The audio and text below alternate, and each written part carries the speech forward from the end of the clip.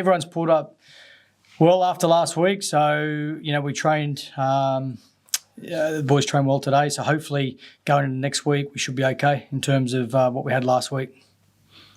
How's George King after that cut on his cheek?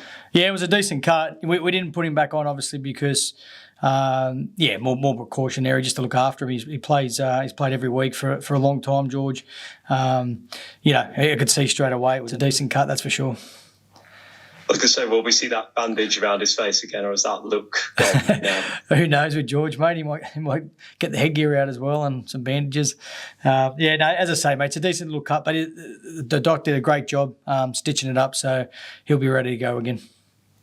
That speaks a lot about him, though, doesn't it, as a person and as a player, really? Yeah, absolutely. I knew straight away, if you have a look at the replay, he knew he got banged up straight away. But he just keeps going, George. He's one of those, when George is injured, he's injured. He doesn't show that he's hurt too often. There's two obviously different meanings there. When you're injured, it's with George, often it's not a great one because he doesn't stay down too often. And, he got straight back up with that one. That was just a little scratch for him. Jordan Abdul looking good for next week still? Yeah, on track for next week. So he's obviously started all his running protocols and he'll join the squad next week. And yeah, we just got to make sure that he's ready to go next week. But so far, so good. He's on track, and Jess is the same. Saying that, Michael Lewis is playing well though, especially against Leigh. How much has he really stepped up? Yeah, I thought Mikey had one of his best games. There was a patch there with Mike that. When we went on that streak, he was a big part of that. And, you'll find the games when Mikey plays at that level, we win. There's no doubt about that. So there's a definite trend there. But what he needs to do now is be consistent with those performances. That's the biggest work on for him. He's only still a young kid, but with so much growth in him and development with him, we can't expect too much too early. But what we want is consistency, because if we get that, then you certainly got a player for the next 10 to 12 years who can do some special things in his career. Consistency is the key for him, though. I couldn't help but notice ahead of this one, Tom Johnston doesn't look like he's going to be able to play as a coach. When you see that, are you secretly pleased about that? Oh, look, you don't want to see anyone not playing through HIAs, but there's no doubt if he's not on the team sheet, it helps in terms of he's been exceptional this year. He's been easily one of the best wingers in the competition. He'll be pushing a spot, I'm sure, for that end-of-year team, the England team. He's a very, very good player. There's no doubt about that. But what Catalans do have is very good depth in the outside back. So whoever steps in, I'm sure, will do the job for him.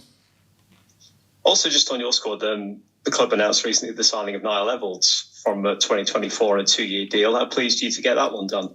Yeah, really pleased. I think Niall's going to bring, at the start of the year, we looked at the squad and, the pace. We didn't have a lot of speed in the squad. A lot of our speed and pace comes from our 9 and Mikey. We're not the fastest team. So what we needed to do is, with our recruitment strategy, was bring in some pace, and that's what he's got. So, he can play wing, he can play fullback. And he's going to be he's going to be a player that I'm excited to see what he does next year, because he a couple of years back he was one of the best fullbacks in the comp, and then he's had some setbacks with injury. But talking about Tom Johnston before, like Tom was exactly the same. A little bit forgotten at Wakefield in terms of not playing a great deal, and then goes to a club like Catalans where starts to play game time. Strong club where they're winning week in, week out, and he's a big part of that. So, Niall, I believe, can do the same. If sometimes you can't help rugby league injuries, they're just part and parcel of the game, and then there's certain times you can help. So we need to have a look at, Niall, his approach. We need to have a look at his preparation to training, what he does in training, what he does away from training. There's a whole lot of things and factors that go into it. So, can it be helped? Can injuries be helped, or his injuries be helped? Well, we'll certainly look at it. But sometimes, mate, it's just unfortunate ones, and he's had a few of those, at Castleford. So Castleford, unfortunately, haven't seen the best of him, purely because he's had some unfortunate injuries. Have you noticed that in the past, that sometimes a player just needs to break away and start another club, just almost start fresh in that sense?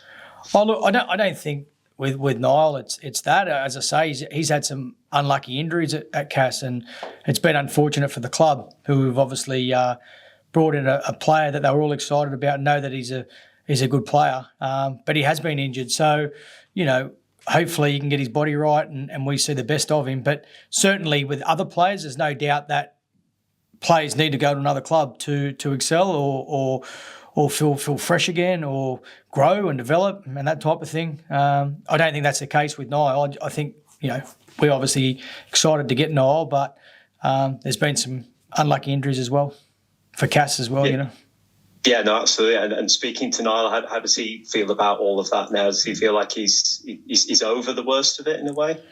Oh, he just wants to get back to playing. I mean, I haven't spoken to him for a while, but I know that, when we did speak, that he wanted to get his body right and ideally come back and play at the end of this year. So, that's where he's at. But there's no doubt he wants to play. He wants to prove himself. He has proven himself, especially at Salford when he was playing week in, week out. Unfortunately, that hasn't been the case at Cass. Although the games he has played, he still showed what he's, the class that he's got. But as I said, we're bringing in a player that has a lot of pace and he's comfortable on the wing and certainly comfortable at fullback. Sticking with fullbacks, Jack Walker as well played very well against Leigh too. What stood out about his performance for you as his coach? Yeah, no, really pleased for Jack. There was an article that was written recently around Jack. Unfortunately, we can't have. Jack won't be with our squad next year because was always a short-term deal. There were some early decisions made. Jack was aware of that. So what we wanted to give Jack, and it was an opportunity, and I think it was a win-win. We're bringing in a player that's obviously won a grand final and got to the heights he did at Leeds. And again, talking about injuries, he's one mate that's had his fair share of injuries. But what Jack needed to do was get his body right. We've certainly helped him with that, and also get on the field, which he is now. So we've never and we'll never question Jack's class. And I think, Jack's putting himself out there, and there's no doubt. I believe he's a Super League player, and I think there's some clubs out there that should be looking at him because he's certainly a good player, and we hopefully can see the best of him towards the back end of the year. But as I say, some decisions were made early, and Jack knew sort of where he stood, and we're both comfortable. We both agreed that it was going to be a short-term deal, and we're seeing the best of Jack Walker now, and hopefully we will for the next sort of 5 or 6 weeks, hopefully. Yeah, you touched upon a point I was going to mention about his injury record in the past as well. Do you feel watching him, seeing him again, interacting with him, that he feels like he's more himself again in that regard? Yeah, definitely. I think at the start when he first came back, there's no doubt. I mean, when he first trained here, you could see that he, I suppose, wasn't overly confident in his body. The demands of then he had to go in and play in the demands of Super League, which, no disrespect, but it is faster than the Championship, and obviously the training loads are higher.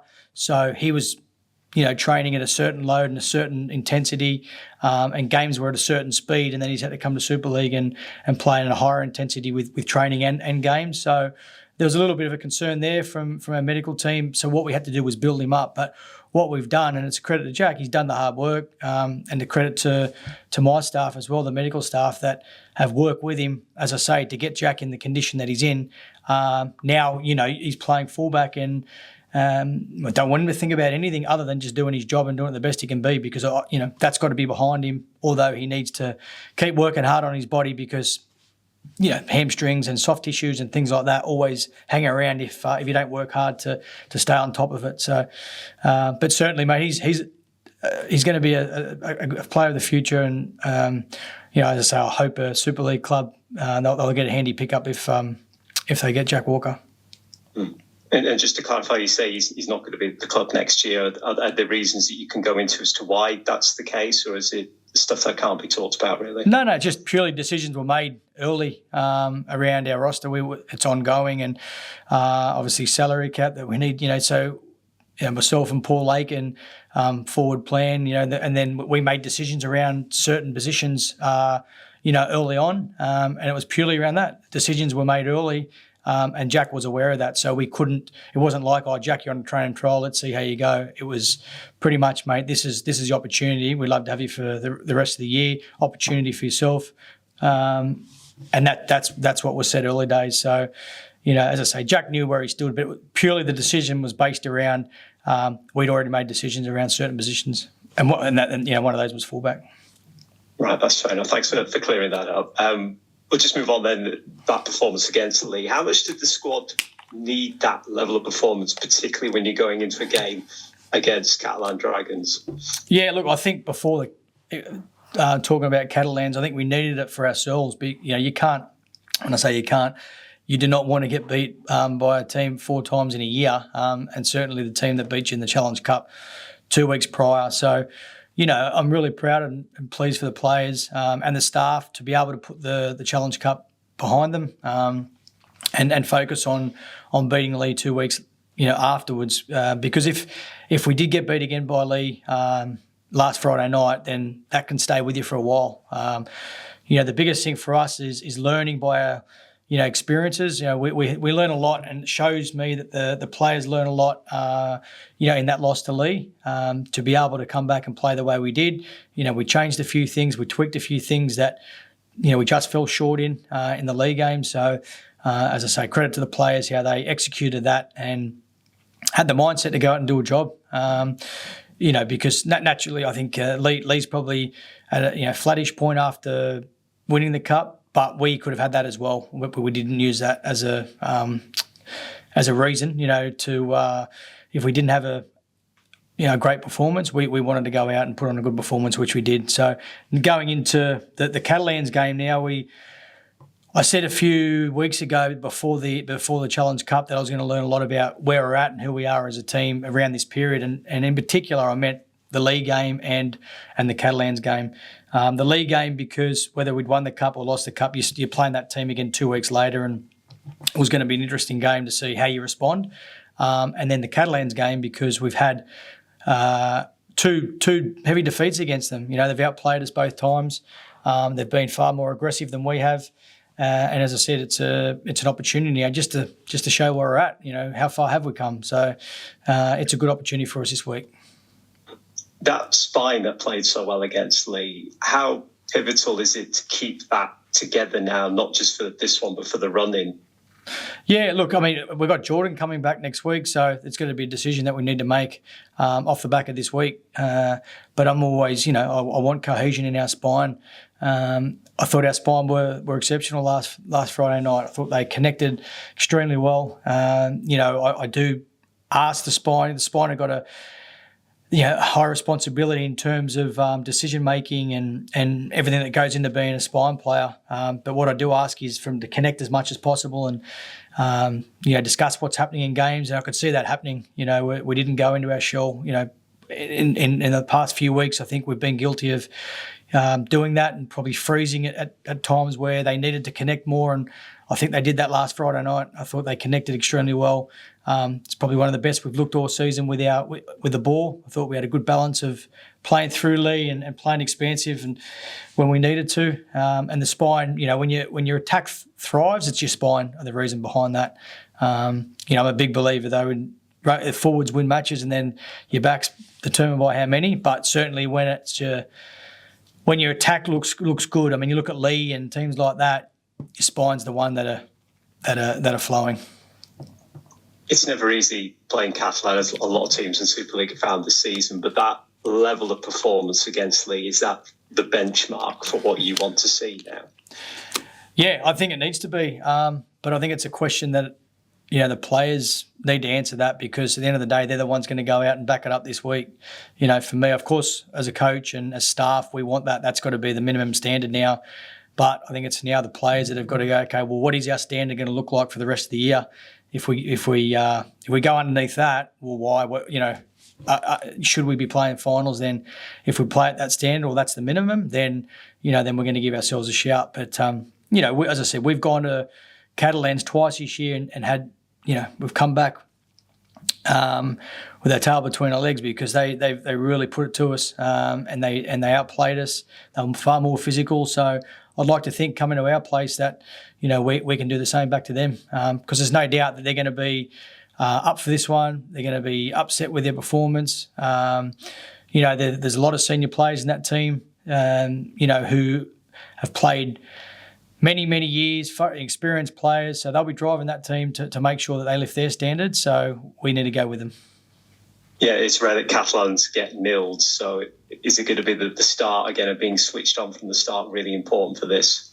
Yeah, you need to be, and that's something that we've spoken about. I don't think we've started well both times against Catalans. Every team wants to go out and start well, but what does that look like? So we've got our actions around what it looks like, and last week we completed 14 from 14, and it was probably the best. We asked the most questions than we've asked all season, and we completed 14 out of 14. Previous weeks, we didn't in the cup. We let ourselves down with unforced errors, and then certainly against St Helens, and they were more from just going carries and play the ball errors. I'd rather see us, have errors that asking a lot of questions, and we did that. So I'd love to be able to go 14 from 14, but if we don't, we need to just, just stay at it and start again type thing. Because when we do, put sets in the teams, we put them under fatigue and put them under pressure, and that's when our halves take over off the back.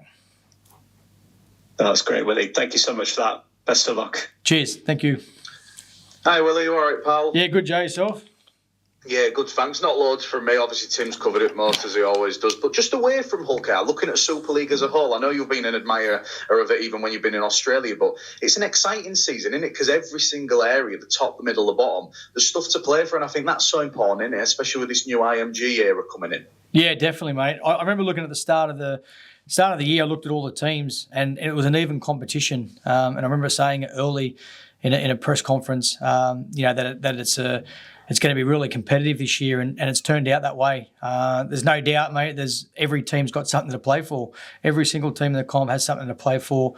So it's exciting when you've got that. And there's no doubt, coming from the NRL, there was a stage there that there was some dominant teams, and now over there, obviously you've got Brisbane, I think, leading the comp over there. So your best competitions are when there's competitions from first, on the number one on the ladder to the bottom, and we've got that here. That's what we've got. I think only 4 teams have won the Super League, but potentially there could be a different winner this year. Could be the first time. I'm sure those teams who have won it before will be saying something different, but it wouldn't surprise me. I mean, you have a look at the Challenge Cup, the finalists this year, obviously us and Leigh, who won it.